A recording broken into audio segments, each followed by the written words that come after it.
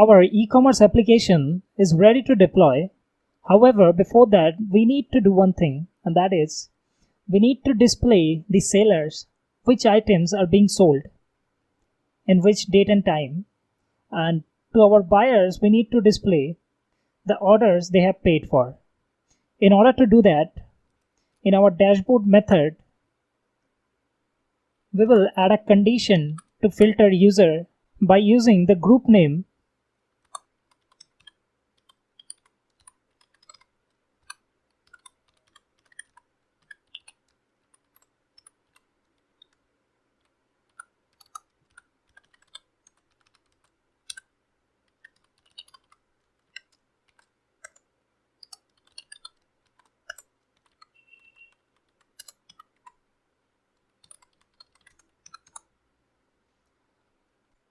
Here what we are doing is we are fetching the user groups, and from that we are fetching the first group name, and if it is seller, that means right now the user that is logged in is a seller. So in that case we will fetch the items from the order item table, and if the user is a buyer, then in that case we will fetch the order items or orders from the order model.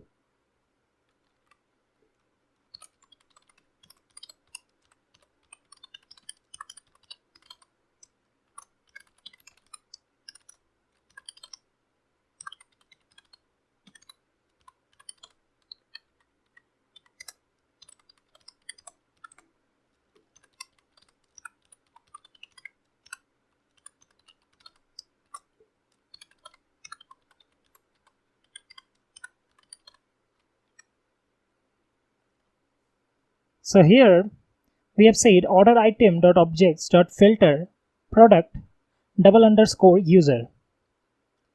Inside our model order item, let's go to models, and here you can see inside the class order item we are having a field called product, and this product is a foreign key which is related to another class called product here, and this class contains a field called user, which is again a foreign key to the user model or user class. So basically what we are doing is fetching the product, and with that product we are fetching the associated user and passing that we want to get the order items for this specific user, because this is the user who have uploaded these products or listed these products in our platform. So basically we want all the orders for this product added by this particular user, and if the person is a buyer, then in that case we are just going to our order class and fetching all the order associated with this specific user. Now we need to pass this data inside our template file.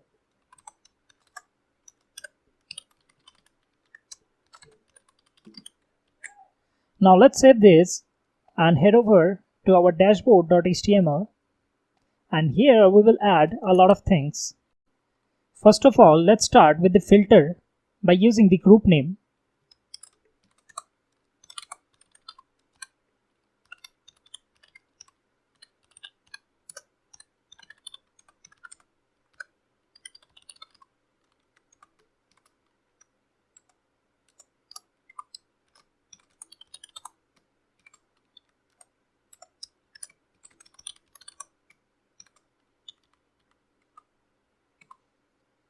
Now if the person is a seller, then in that case we will only display products.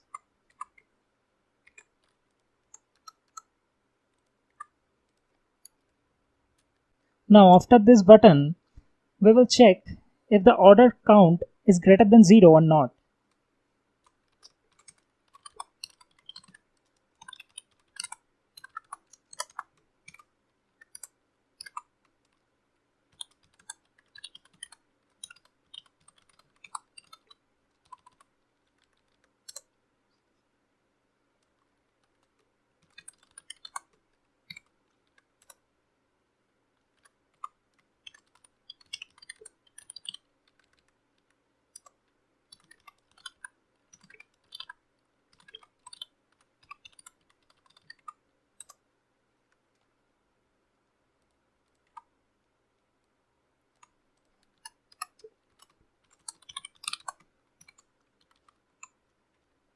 Here what we are doing is checking if the orders count is equals to 0, then in that case we are displaying no sales generated yet.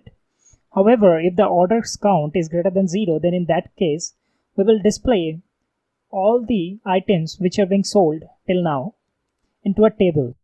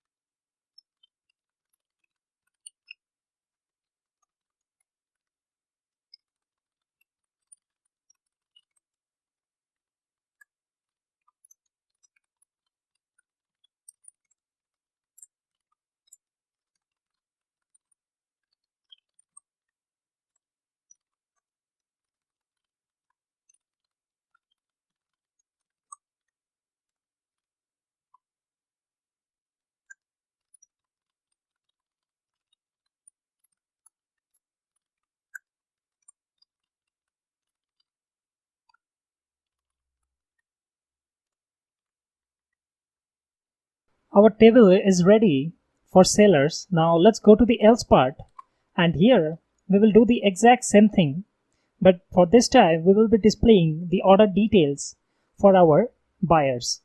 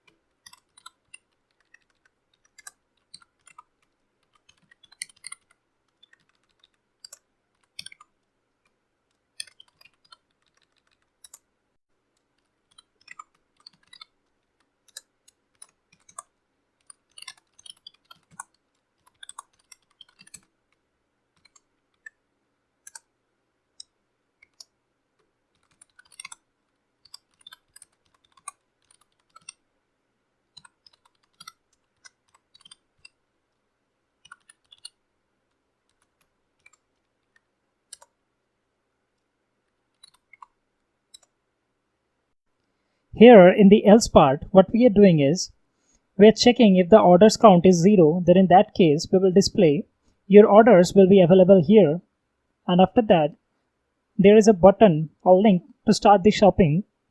And if the orders count is greater than 0, then in that case we are looping through all the orders associated with the currently logged in user.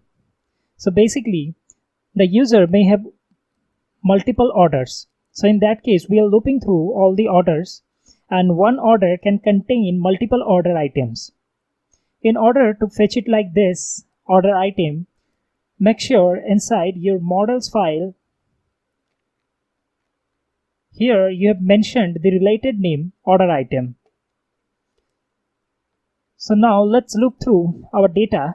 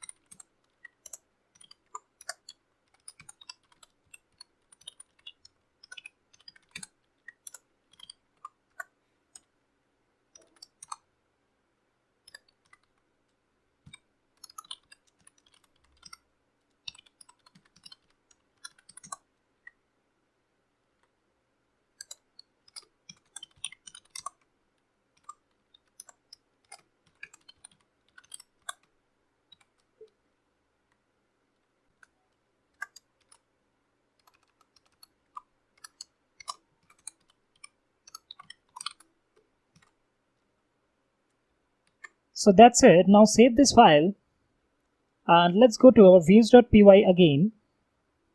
Here, take a look at this query carefully. If the currently logged in user is a seller, then in that case, we are using the class order item to filter all the ordered items where the product user is the currently logged in user. This order item may contain those orders too which are not paid yet. So we want to filter this, and we should show the seller only the items where the order status is marked as paid. So how we can filter this thing? All we can do here is add another filter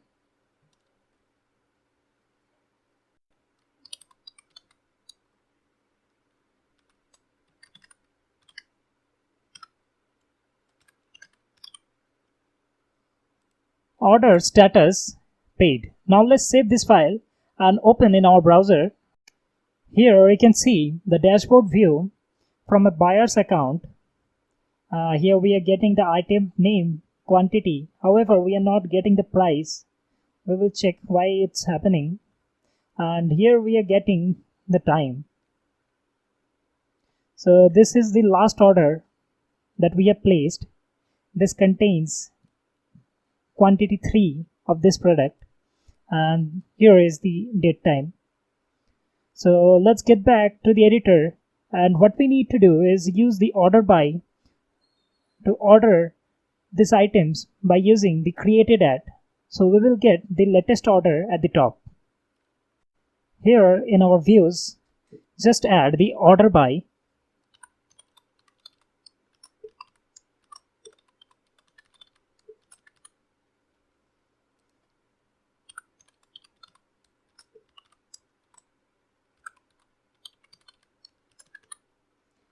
Now let's save this and go to the dashboard.html, and here we are not able to fetch the item.totalCost. This item is basically an object of order item. So let's go to our models file, and here you can see we have not defined the total cost field. So let's define the property just like this. So now we should be able to use item.totalCost, which will fetch this value. Let's save this. Now let's get back to our views.py file again. And here you need to remember one thing. By default, this order by is going to fetch the objects in ascending order. In order to fetch it in descending order, which we want in our case, all you need to do is add a minus sign at the beginning. Now let's save this and open this in our browser. Here you can see it's now fetched in descending order, and also we are getting the price. So that's it. Now let's log out and log in from a seller account.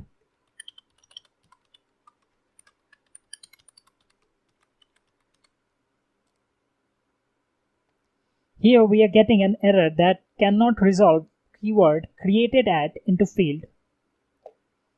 Okay, so this thing is being generated from here as we don't have a created at column in our order item class. So let's get back to the editor and fix this quickly.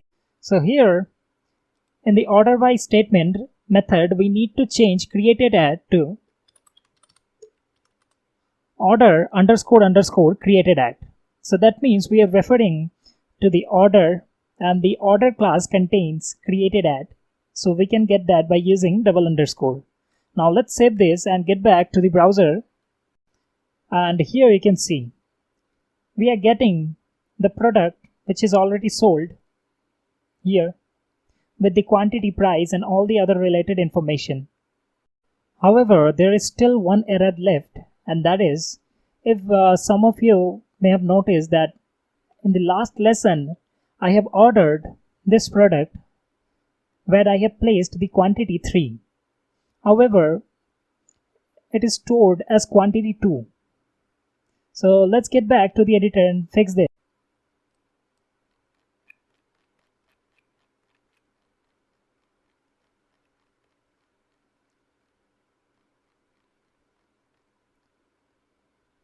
So here in our checkout method, what we were doing wrong is we are fetching the items order by as created at, and this one is going to fetch as ascending order. However, in our case, we want to get it as descending order, and if we don't change it here, we can change this to last. So basically what it will do is fetch the last item ordered by created at in ascending order. So that will fix the issue. Now our e-commerce is completely ready to deploy in Heroku. In the next lesson, I will show you how to deploy this application using Heroku CLI.